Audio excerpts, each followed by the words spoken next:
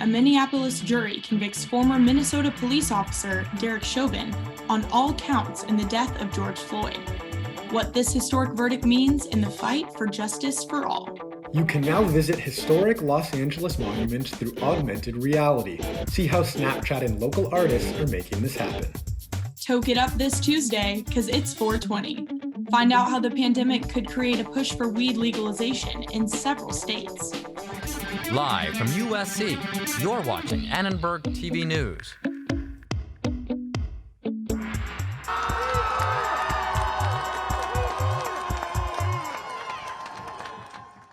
Crowds cheer outside George Floyd's memorial as the verdict is read in the trial of former police officer Derek Chauvin.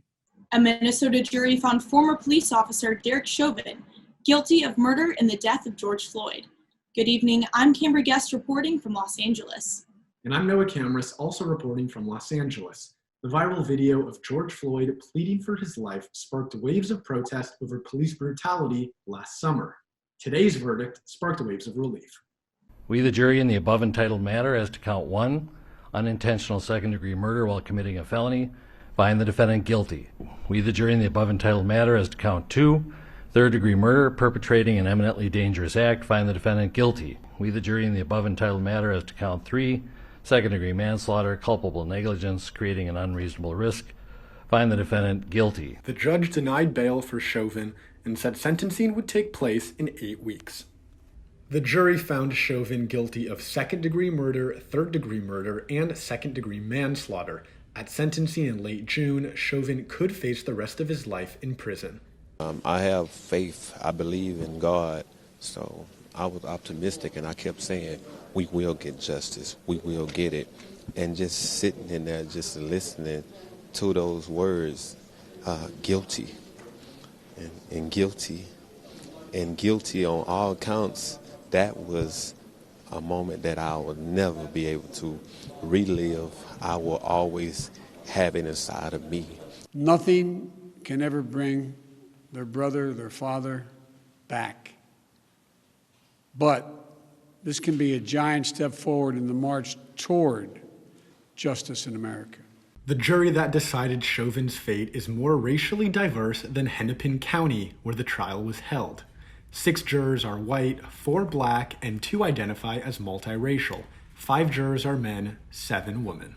So often, law enforcement officers are able to escape accountability, both in kind of both venues. And so that's going to be such an important part of making reforms moving forward, is making sure that, this isn't historic and this isn't unusual, that this is, the typical result if you do use excessive force. The results that we got today, they are not the result of any particular thing that happened within the legal system or within, institutions necessarily. This is the result of people in the streets protesting. This is the result of, an incredibly strong community that stuck with this and made this a priority and made it an unavoidable result, actually. People across the country are reacting to the guilty verdicts.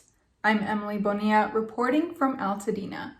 Many see this historic trial as an important step forward in the fight against police brutality. Black people in this country have been denied their rights for far, far too long. Denied opportunity in housing, in lending, in education. Denied the basics of safety by the gun, the badge, or a knee, pushed onto their necks.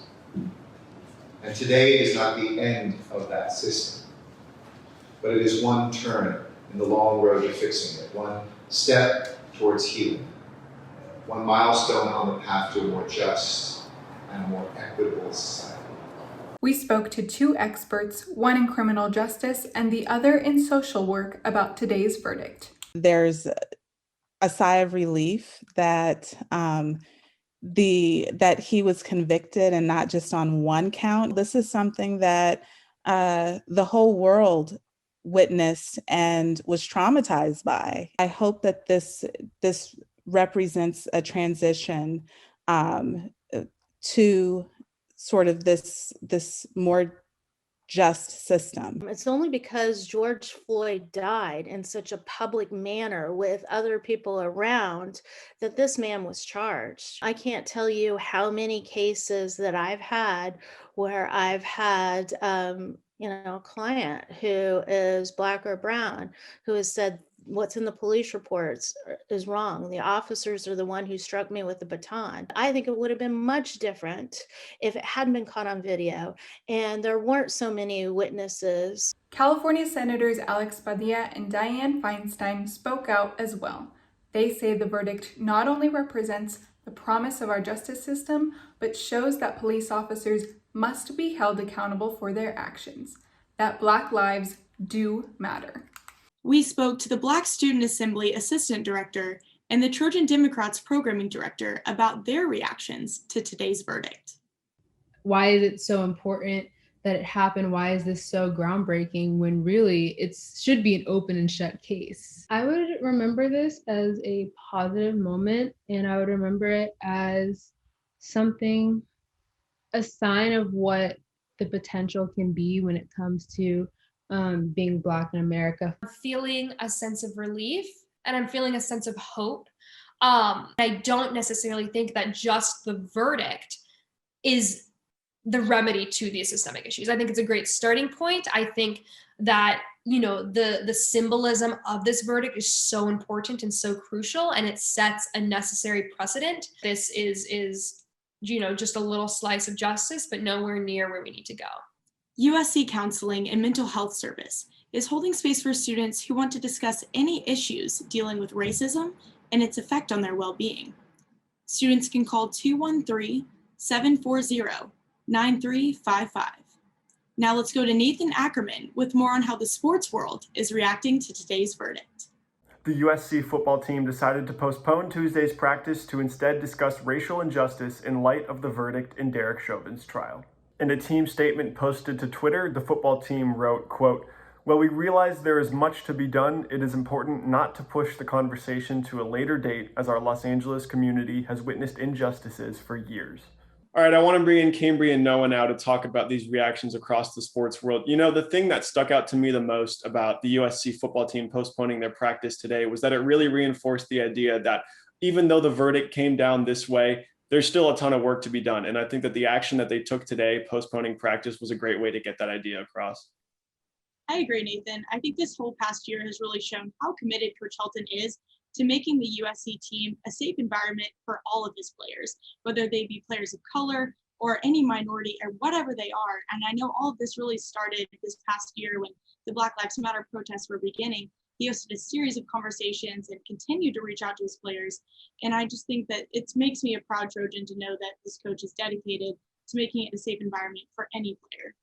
Yeah, I know this also means a lot to athletes in the professional world.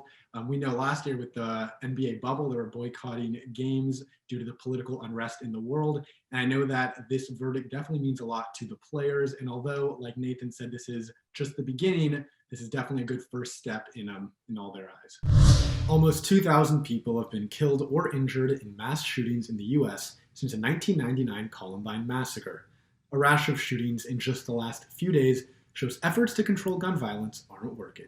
According to the Gun Violence Archive, more than 20 mass shootings have taken place over the past 72 hours nationwide. 5 incidents happened this past Sunday. Shootings occurred in Louisiana, Ohio, Texas, and Wisconsin. If anything, since Columbine, our gun rights have been more expanded, not more restricted. We wait for something big to happen like Boulder or Atlanta or Indianapolis, and then we have this, very visceral reaction where we demand action, we demand change, and nothing really ever happens. In order to actually focus on prevention, we need to have a more proactive approach, conversations about systems like anonymous tip reporting, red flag laws, which can take guns away from people who are an imminent danger to themselves and others. Who are these shooters? The Rockefeller Institute analyzed 4 decades of data and found about 95% of the solo mass shooters are men. More than half of them are white. Earth Day is Thursday, and USC is partnering with the city of Los Angeles to plant trees in local neighborhoods that need it the most. It's part of the Green New Deal, aimed to help improve pollution and airflow. The tree planting is focused on the east side, in the Boyle Heights neighborhood near USC's health science campuses, El Sereno and Lincoln Heights. The neighborhoods are made up of predominantly low-income households and people of color. Experts say poor air quality, lack of park space, and shade result in negative physical and mental health impacts on the community. To really maximize the benefit of trees, we have to, we have to be smart. We have to focus on where should we plant trees, how many trees should we plant, what kinds of trees we should plant in the neighborhoods of Ramona Gardens, El Sereno, and parts of Lincoln Heights, which are some of the most tree poor areas in the city of Los Angeles. Many in our community have been contacted before, but I think what's great about this project and the USC work is that they were contacted really from a place of partnership and really from a place of, our researchers didn't go in and say, we have all the answers. They said, here's some academic research, here's what we can do, but you live here. You're here every day, you're the experts. How can we partner with you? USC is hosting a series of conversations around climate change this week in celebration of Earth Day, called Climate Forward 2021. Latino communities in lower income areas are most vulnerable to the impacts of COVID-19. So when it comes to reaching people in need, Latino Health Access finds social media strategy is key. Reporter Isabella Bright introduces us to a woman making a difference. We have like a grocery store worker like asking our promotora like a question about the vaccine. 25-year-old Loretta Sierra Ruiz works with the women-led nonprofit Latino Health Access as part of their COVID-19 equity initiative. Here, she uses social media to spread information about COVID-19 to the underserved Latino communities in Santa Ana and Anaheim. COVID-19 was still new. It was, how do you get infected? What are the preventative measures that you should be taking? Where can you get a test for free? Do you need health insurance? Does your migratory status matter? UCLA communications graduate has volunteered with the organization since she was 13 and has strong ties to the community as a current Santa Ana resident raised by immigrants. And I, took an interest in marketing and social media and data and things like that. I kind of always wondered if there was a place for people who wanted to work with their community while using these techniques and these skills. And right now, my biggest project is finalizing the educational materials that we actually print and that we give out at our COVID-19 testing sites. The goal of the organization is to create healthier communities by connecting residents with essential resources. The community that we're trying to reach is primarily Spanish-speaking monolingual. Oftentimes, they might be undocumented. They work lower wage jobs as essential workers, and there are a lot of barriers for them to receive the information that they need. From June 2020 to December 2020, we reached over 3 billion people in combination with our social media and all of our press outreach contacts. Sierra Ruiz continues connecting the community with resources like food distribution, COVID-19 testing sites, and vaccine clinics. For Annenberg Media, I'm Isabella Bright. The Los Angeles County Museum of Art and Snapchat have come together to create virtual monuments around the city of LA. The project, called Monumental Perspectives, is using augmented reality technology to examine the questions of monuments in today's society and to consider what monuments represent and the stories they tell. Two of the artists share what making history and shaping the future means to them personally. So her story is interesting because it's one of those, it's something that has been intentionally left out of the narrative. What does it mean to consider public memory outside of the framing that currently exists today? I've been thinking a lot about monuments, because one, they've been really present in the conversation about monuments coming down. What is the purpose and the function of monuments? A lot of times Native people are put in a past tense kind of box. And so this was also really important for me to kind of code this land as Indigenous. The monuments can be seen at various locations throughout Los Angeles, including LACMA's Wilshire Boulevard campus, MacArthur Park, Magic Johnson Park, and the LA Coliseum.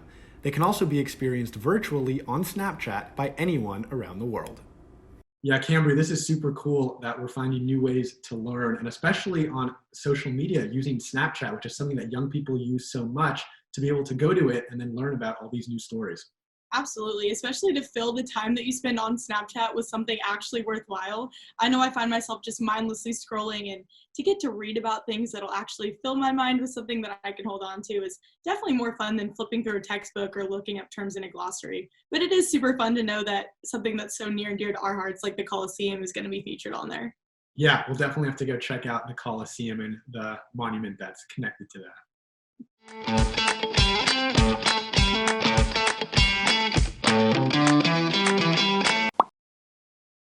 Hey bro, we'll get to the news in a second, but first, what the hell is going on, you two? Apple won't let me track user data anymore. Apple? Is that true? Yeah, aren't you happy about that?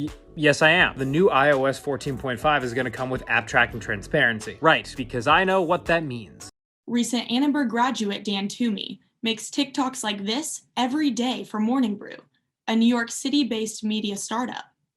After looking for jobs for months, Dan saw a job posting on LinkedIn for a podcast host. He sent in a TikTok as his audition tape, and now Dan makes comedy news TikToks for a living.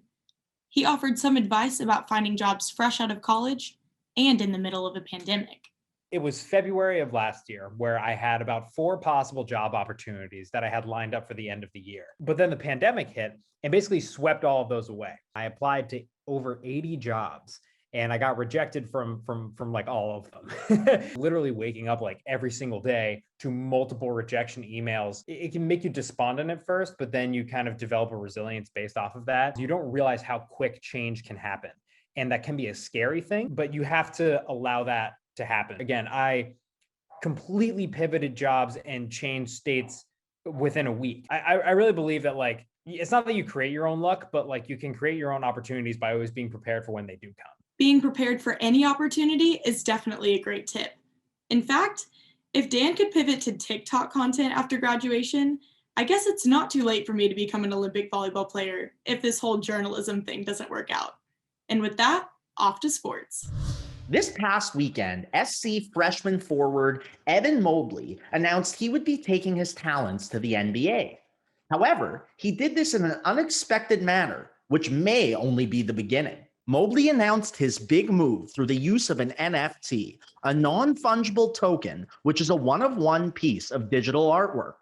Fans were bidding to own the authorized edition of this video of Mobley, plus the chance to meet him, see one of his games, and own 2 of his jerseys.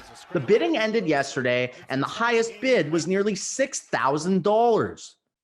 NFTs have taken over the sports world.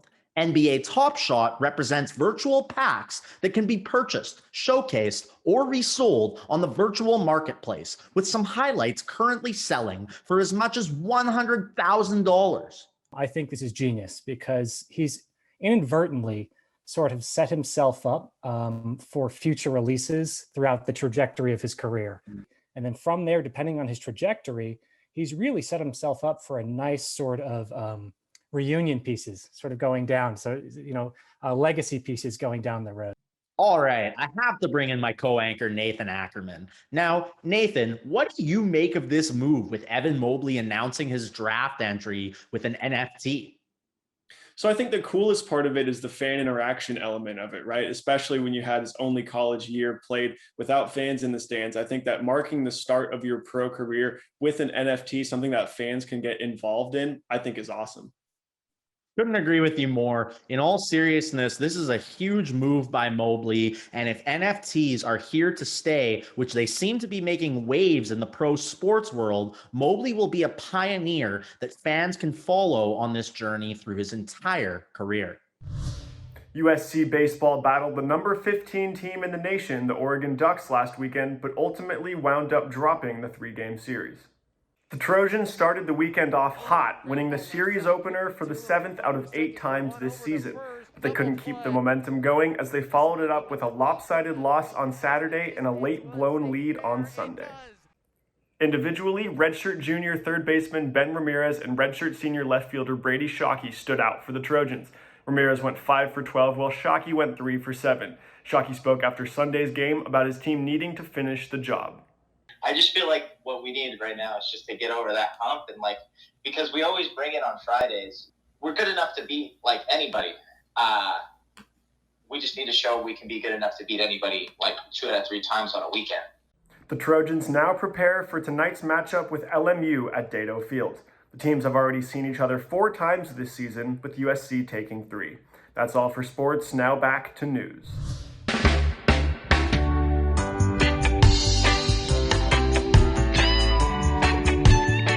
April 20th, 420, is the unofficial holiday celebrating marijuana.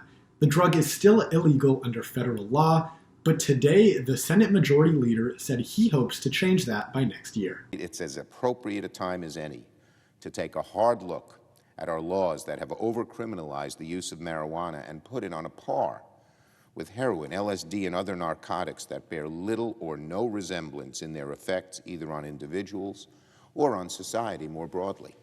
Recreational weed is legal in 17 states, including California and Illinois.